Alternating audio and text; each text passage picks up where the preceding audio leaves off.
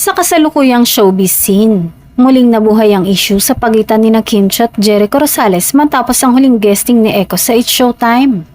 Ayon sa ilang netizens at showbiz observers, hindi umano nabigyan ng pagkakataon si Kim na magtanong tungkol sa kanilang upcoming project at may ilang naging tensyon sa pagitan nila sa live segment.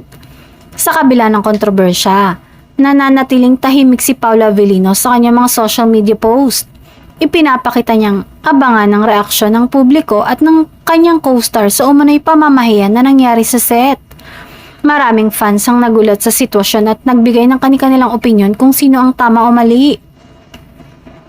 Maaalalang ipinahayag noon ni Paula na bilang isang profesional na artista, mahalaga sa kanyang respeto at maayos na pakikitungo sa bawat katrabaho.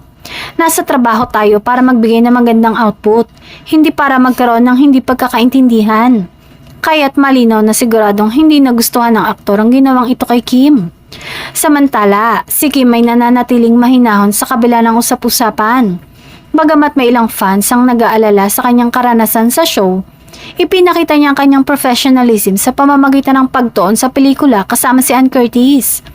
Sa ngayon, abangan ang magiging pahayag ni Jericho Rosales at kung paano aayusin ang anumang hindi pagkakaintindihan.